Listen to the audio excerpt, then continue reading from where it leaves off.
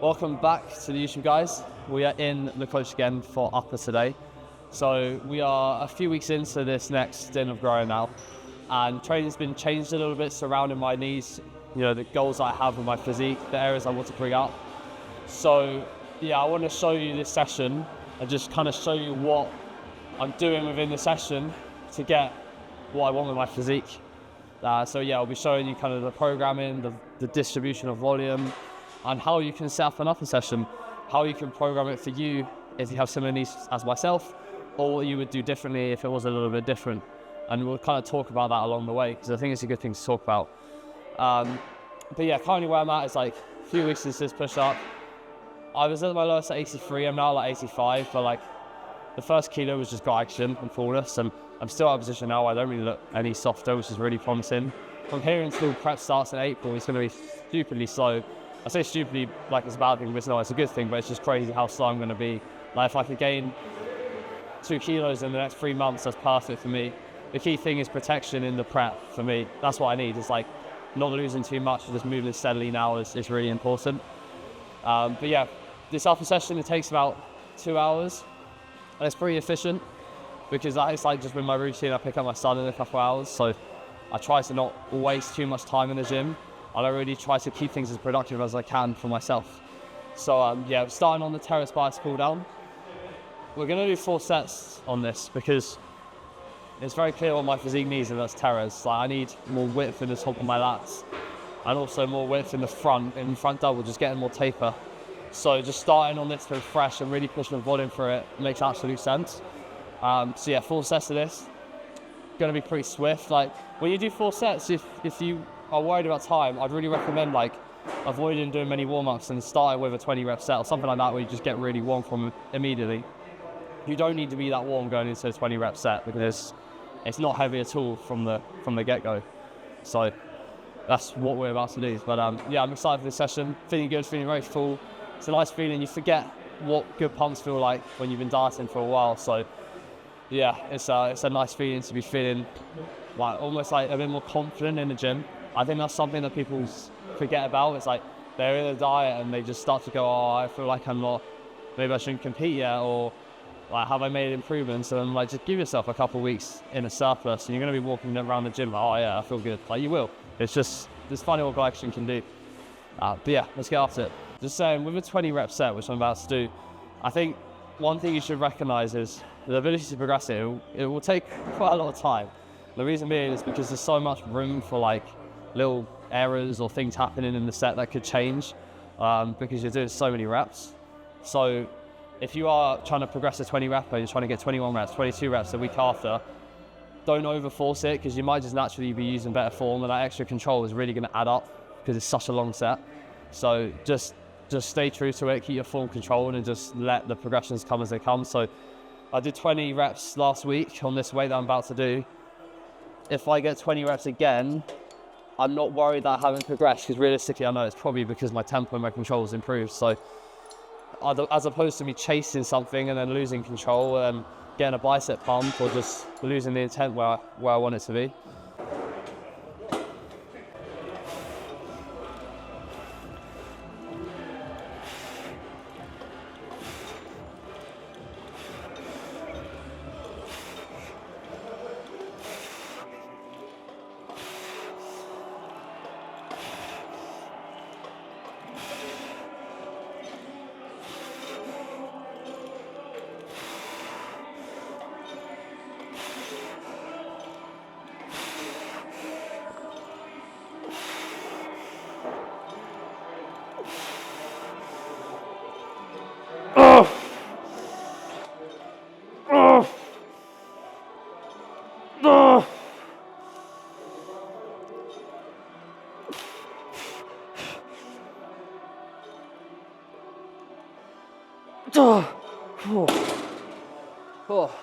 So I introduced this new split with the upper session in like maybe, I guess 5 months ago now.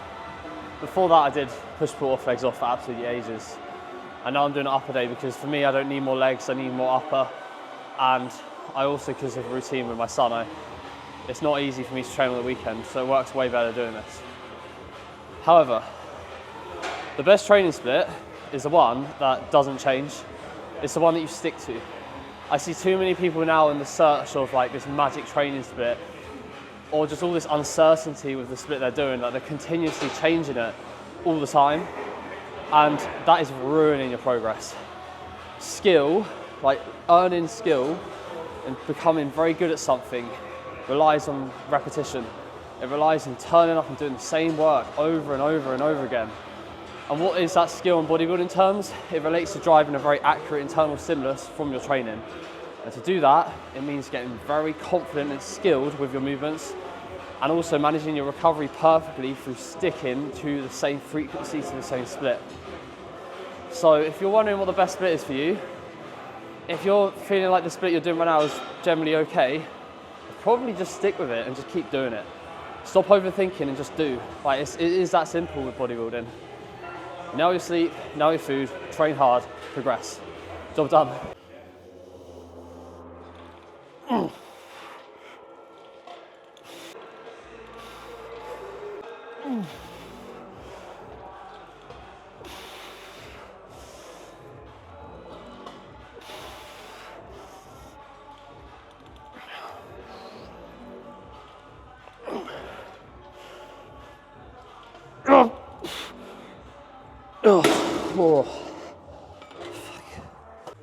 So when it comes to training your lats, and specifically Teres especially, it's, well actually to be fair, it's just all lats.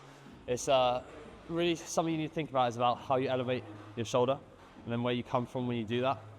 So nowadays there's this trend, well they're slightly changing now, which is good to see, but there was for ages people just going like, just getting no range. This needs to actually come up, so it's just timing. It's like, I'm not gonna raise this at the start, I wanna raise this at the end. Basically, you've got to think about like getting the most stretch from your lat without elevating your scapula and your delt, and then using that at the end so you can get even more stretch. So you keep it there, and then once you get to here, you just start to slowly bring this in, and then you get more range here. And once you're here, this has to happen. This, not this. See the difference? If this isn't happening and you're just going like that without this coming down, the traps are going to take over. So have the confidence to elevate your delt, but understand where you come from when you do that is so important, because 100% you can get way more stretch for your lat when you just let things kind of move together.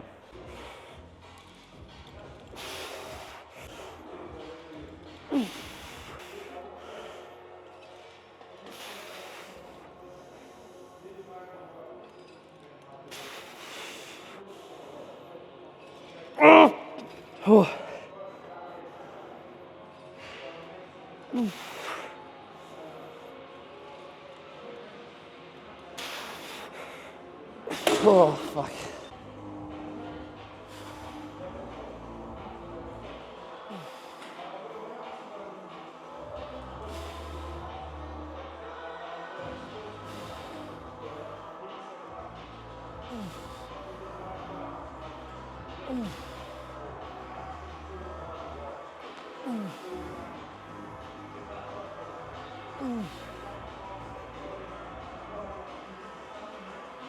Oh.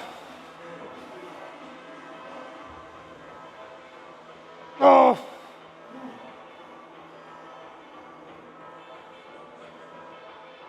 Oh.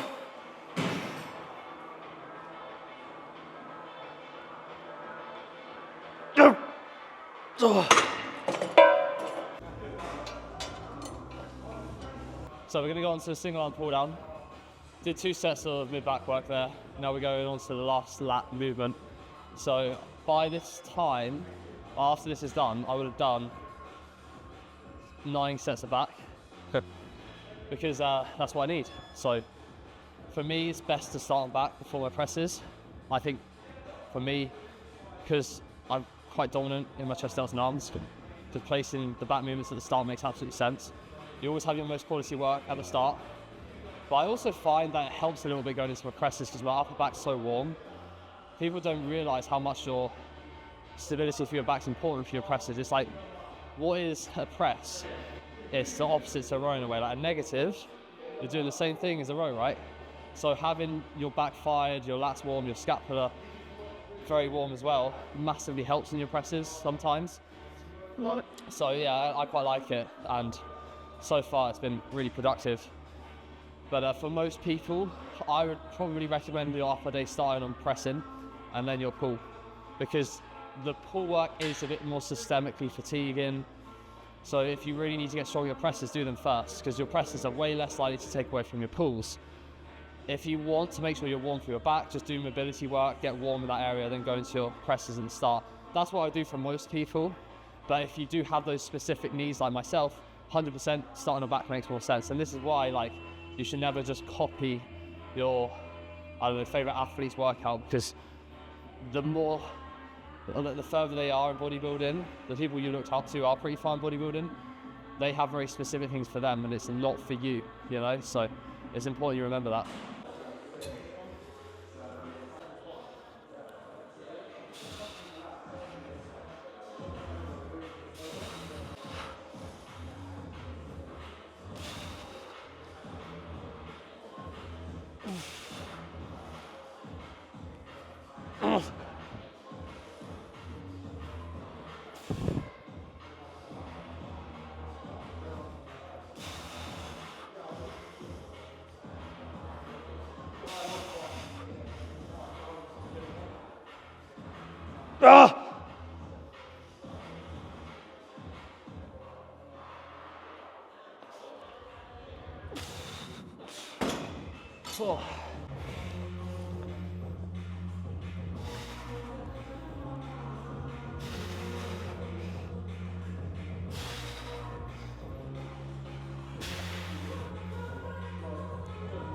Oh.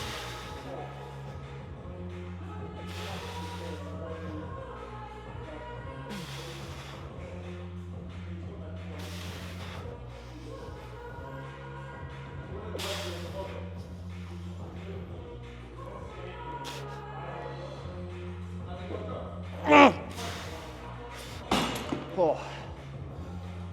Whew. I find with lat work, like, don't get overly aggressive. People really go way too heavy on lat work. Just clean contractions. Yeah, a little bit of power obviously is important. But nowadays I just see so many people like you're just wasting the quality of the work you could be doing. Like, this is the function of the lat, to do that. You gotta look at, like, what is the function of a muscle group? It is to do this. So it's not to do, right? Makes sense.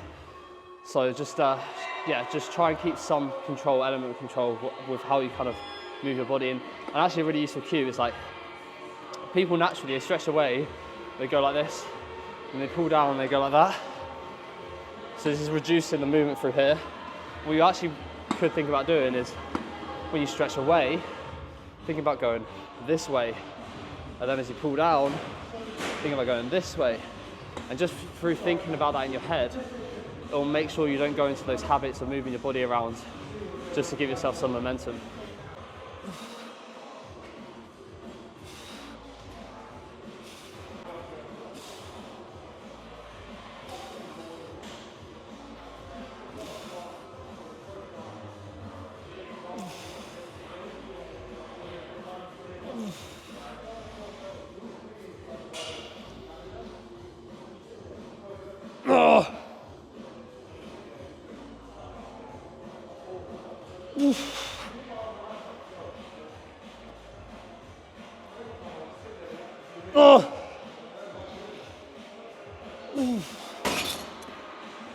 So I swapped out the Nautilus single arm pull down for this, just because I did want to try something new, but also I actually prefer this because the resistance profile is a little bit more even, in the sense that it doesn't drop off as much in the stretch, and because I'm trying to train my lower lats, like, the quality of the contraction, you can feel it way more when your elbow is to your hip. And when you're at that position on the Nautilus, there's like no tension anymore. It drops off that much. So I can't really feel my lower lat that much at all. If anything, because of how much it biases the stretch, I feel it higher up my lat. So I feel like I can really feel my lat working throughout the whole of this movement, which is really nice. It's also very, very stable. Like this is proper locked in, and I can just drive a leg into it really hard, which helps a lot. But yeah, I'm a big fan of it. I also find, because it is heavy in the short, this piece, well, it's not heavy in the short, but it's heavier, you have to make sure like you can get into a position where like I'm able to stretch to here, and it's like this is where it comes from. If I put that up one more, it'll be way too high, and it'll be almost too heavy in the short. So this finds that nice balance where I can really align and pull from where it originates from. So it's making it a little bit more length and bias than it would be if I didn't do that, if that makes sense.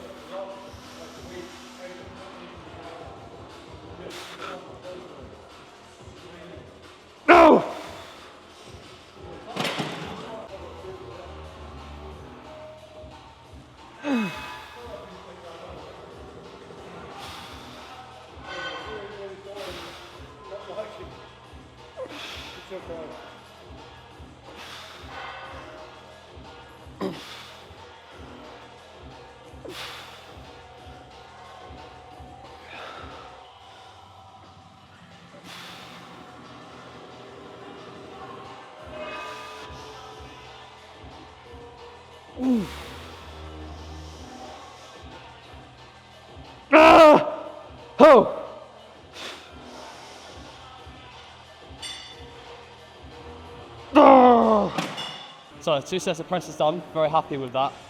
Progress was very consistent across both sets.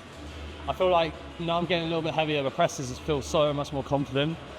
And like something I really suggest is when you are feeling more confident and the training's going well, you're getting a bit heavy and your warm-ups feel good, be aggressive with your warm-ups, make the most of them, because it just gives you that confirmation that the set's about to be on. Like when you feel that last warm-up absolutely fly, that's the level of confidence in my head that changes my set completely.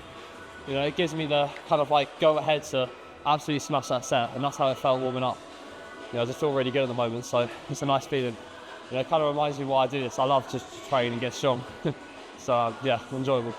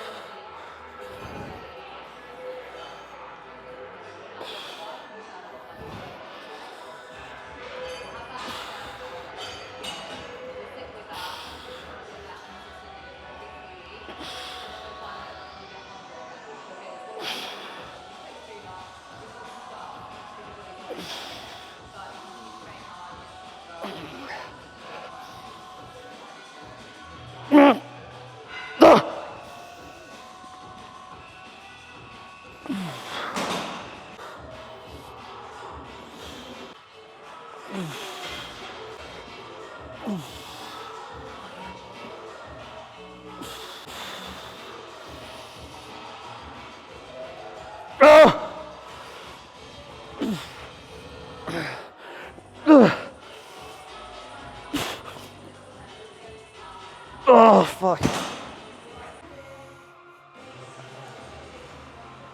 I film all my training, and it's not, like whilst people think it's for Instagram all the time, amount of clips I have on my phone that have not been sent to anyone. And that's so valuable because it's my own form analysis. Like right now I'm just looking at my set because it's very hard to know what something looks like unless you see it. You can't just go, oh yeah, it felt good. The amount of times I've come out of the set thinking, oh, it felt good. Especially when I was early to training, I just started filming. The amount of times I did that, I come out, watch the set, I'm like, oh fuck. So make sure you film your training. It goes beyond Instagram, it goes beyond even sending it to your coach. It's for your own analysis, which you can do all the time.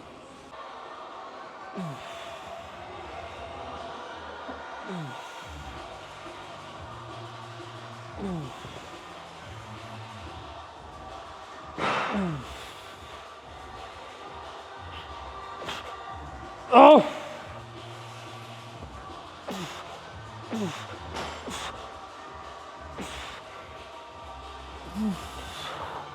Oh.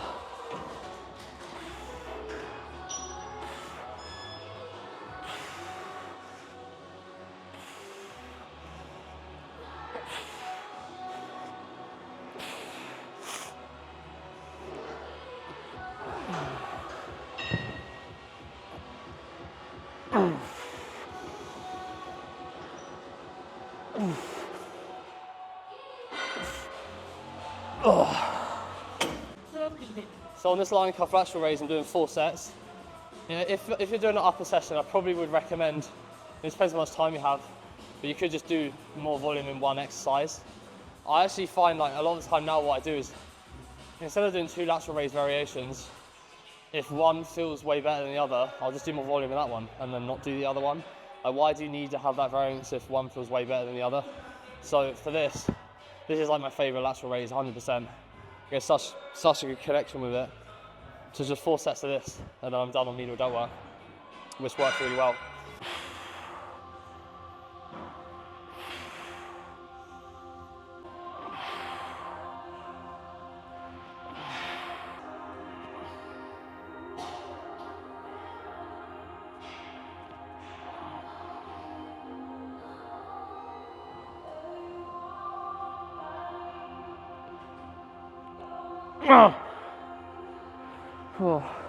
Going on rear delts now.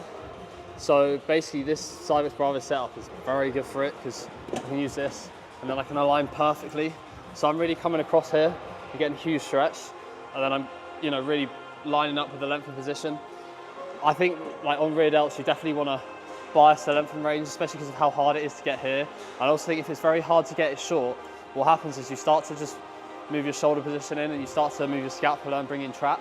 So it's very important that you can kind of own that position. So this works really nicely. I only do 2 sets on this, just because for me, like, I feel like my rear delts are actually quite a strong area, especially in terms of like from the side shots I have, like quite decent rear delts. So I don't need to be throwing loads of volume at it. It's really about, for me, like in this split and in this push-up, just throwing volume at the things I need. I'm taking a step back and thinking, look, if I can just grow those specific areas more than the others, like loads more, and not really see the other weaker areas come up much at all, not really see the stronger areas come up much at all, then that's fine. For me, I need very specific things. But for most people, you want more than even spread of volume. Like the 4 sets on the Teres at the start, the 4 sets of lateral raise work versus 2 on rear delt, stuff like that. I would favour more of an even spread for most people.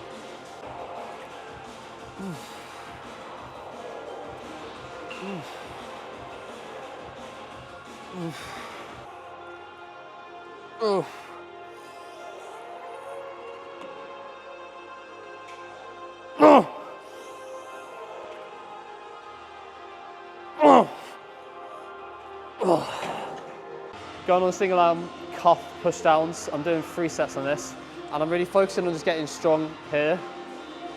Like my triceps, I need more here, so throwing a bit more volume at this, and then it's like going on to biceps afterwards. But yeah, if you are weak at getting like pushing down or a dip or anything like that, I definitely would recommend focus on it. When you hit your side tricep here, like this area of the tricep is very important. So something I need more of, I would say. Like I have decent arms, but I definitely want a bit more thickness in this area.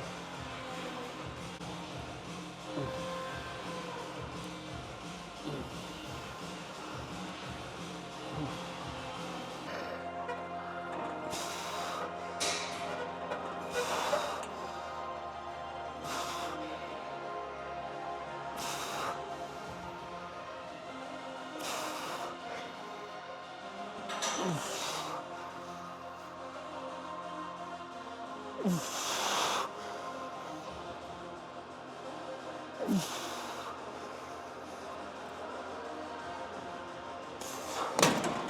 I'm having a bit of an identity crisis recently. I was like, I want to change my hair up.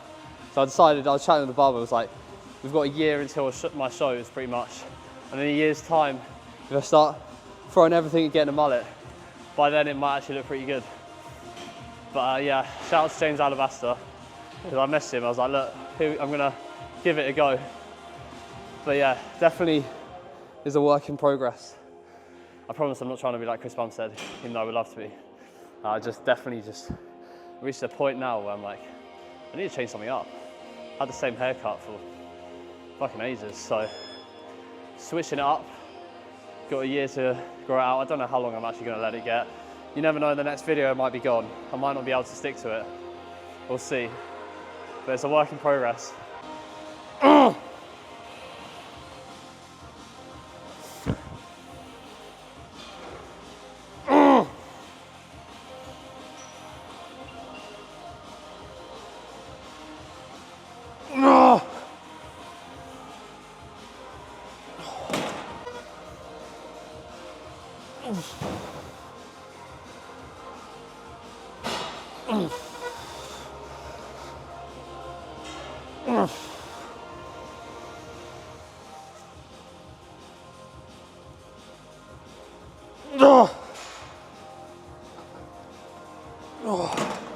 Something I always tell my clients is your rep range is not as important as you think. So what I mean by that is like hypertrophy can occur from like 5 to 30 reps. And where you go within that, it doesn't mean suddenly you're not going to build muscle. If your coach is telling you to do like a 9 to 12 rep range or I don't know, 10 to 15 rep range and you do 17 reps, it's simply just a system for enjoyment. So what I'm doing right now, I'm doing 3 sets of push downs. I'll just switch it up, you know, make it interesting. Instead of doing like 3 sets of 10 to 12, I'll do a very light set to warm up. I'll then go really heavy and do like a 6 rep set, and then I might go even lighter. And then I've got like 3 different rep ranges. Just switch it up. I think it's very important to get strong at different rep ranges. That definitely helps create a clearer, continuous runway of progressions for sure. But in terms of like the effectiveness of the set alone, it doesn't matter where your rep range is as long as it's within that range of literally 6 to 30, although I think when you get that high, your cardiovascular efficiency can hold you back.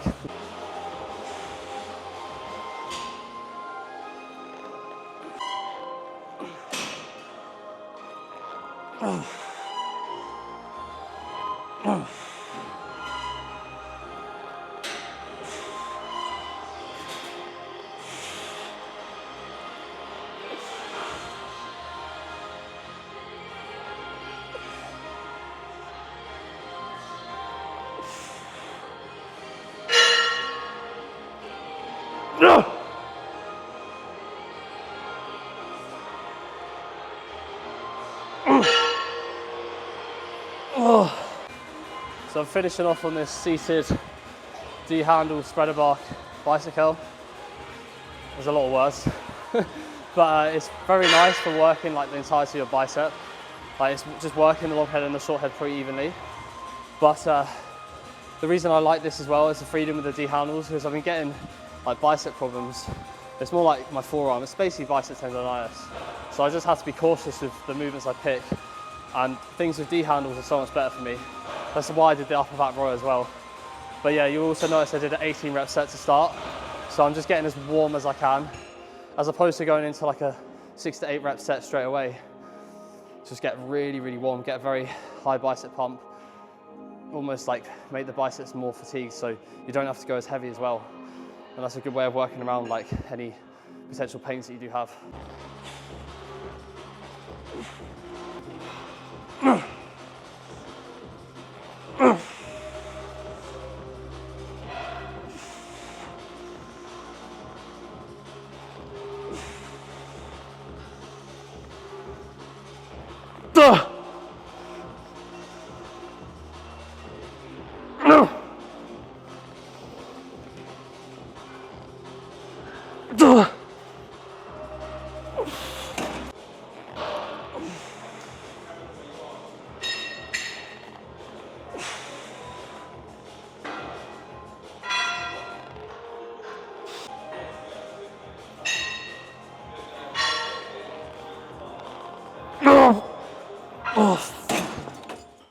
So, successful upper session wrapped up.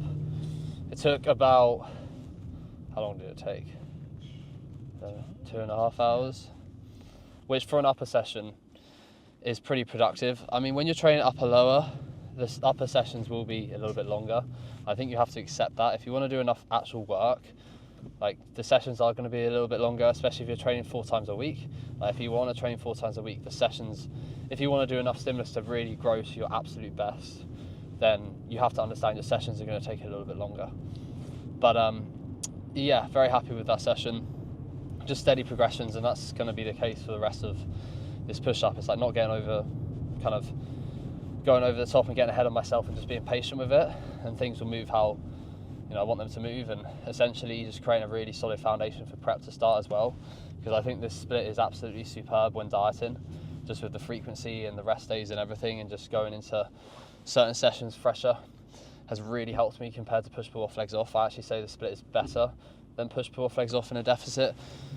Also because when you're a coach like myself and I have to go to all these different shows, at the end of the day, not training on the weekends is quite useful, because let's say I've got a show on the Saturday and I'm meant to train on the Saturday, so what am I meant to do? So just resting on the weekend and staying fresh to go on Monday is the best setup for me. So but yeah, appreciate all you guys watching the YouTube as always. Going to keep the videos coming, and content is definitely going to increase as we go into prep next year, which I can't wait to do. It's going to be good. But yeah, appreciate all the support, like and subscribe, all that stuff, and I'll see you in the next video.